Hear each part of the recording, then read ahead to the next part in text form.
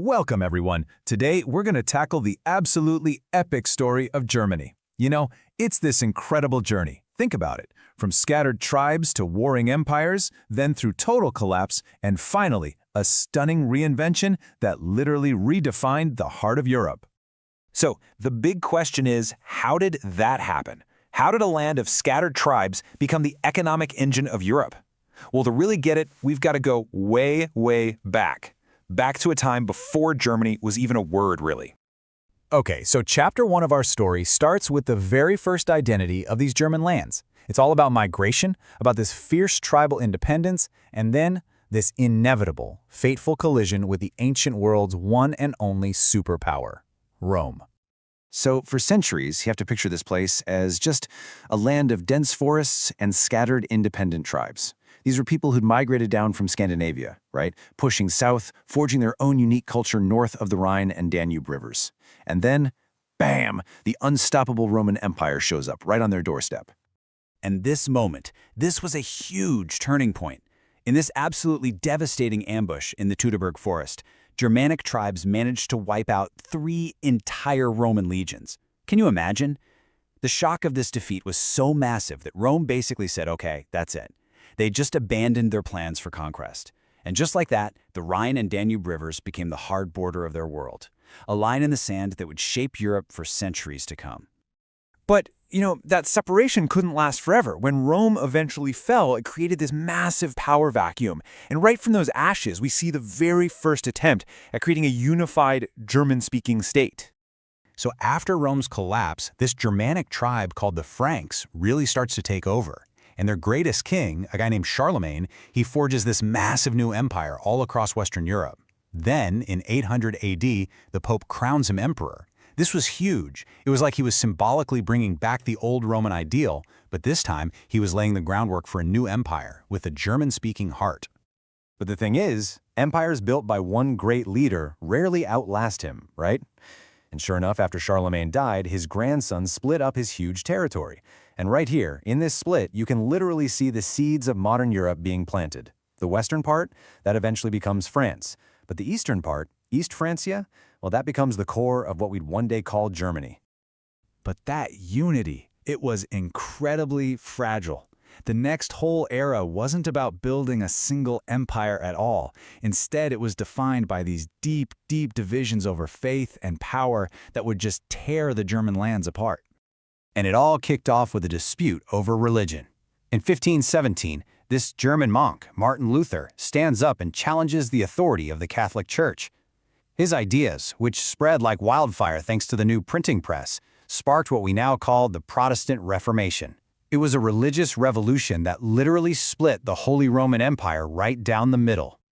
Well, eventually, those religious tensions just boiled over into the 30 Years' War. And this was an absolute catastrophe for the German lands. That number, 8 million, that's the estimated number of lives lost to fighting, to starvation, to disease. It was, no joke, one of the most devastating conflicts in human history. It left parts of Germany completely shattered for generations. And out of all that devastation, the old fractured empire was replaced by a totally new reality, a rivalry between 2 major German powers. So in the south, you've got the sprawling, multi-ethnic Austrian Empire, the old-school Catholic power. But up in the north, a new force was on the rise, Prussia, super disciplined, militaristic, and Protestant. And their fight for who would be top dog, well, that was going to define Germany's entire future. Now, the dream of a single German nation, that was a powerful idea. But it wasn't going to happen by people sitting around a table and talking. No way. It was going to take some serious political genius and a series of very calculated wars to make it real. And the guy who made it happen was this brilliant Prussian statesman, Otto von Bismarck.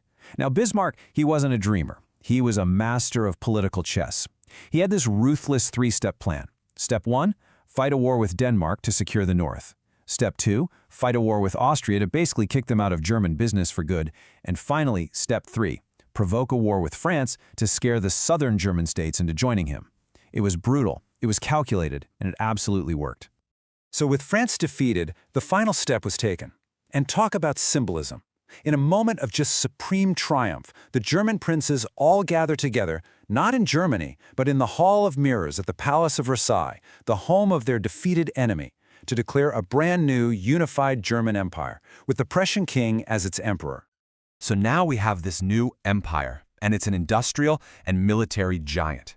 But its ambition, this restless desire for global power, well, it would lead to a disaster on a scale nobody had ever seen before, and it would lead to another, even deeper, split of the German nation. This timeline here, it just shows this incredibly rapid descent into total catastrophe. I mean, in just over 30 years, Germany's ambition plunges it into World War I, its defeat, and the humiliating Treaty of Versailles that came after it directly fueled the anger that let the Nazi Party rise to power. And that, of course, led to World War II and ultimately to Germany's complete and total collapse and occupation. After the war, Germany as we knew it just ceased to exist. The Allies, the winners, they divided it up. And as the Cold War got going, that division became permanent. So you ended up with two Germanys. A democratic, capitalist West Germany aligned with the US and Europe, and a repressive, communist East Germany aligned with the Soviet Union. A nation literally torn in two by the Iron Curtain. But that division, that wasn't the end of the story. Not by a long shot. Our final chapter is all about how this nation, torn in two right on the front lines of the Cold War, somehow found its way back to unity and forged a completely new identity for itself. For decades, the Berlin Wall was it, the ultimate symbol of that division. But then, in 1989, after months and months of peaceful protests all across East Germany, the government finally cracked. On this one historic night, the wall came down, and its fall wasn't just the end of Germany's division, it was pretty much the end of the Cold War. And believe it or not, in less than a year, Germany was officially one country again.